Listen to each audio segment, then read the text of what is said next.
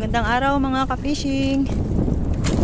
Pero grabe ang lakas ng hangin ngayon mga ka-fishing dahil sa bagyong Christine. Yan po, pero naka-area na rin po kami mga ka-fishing. Ay kawan din naman po ng tamban pero hindi masyadong marami. Yan po. Hangin lang po talaga kaya medyo pahirapan po ngayon pati sa paghanap ng kawan.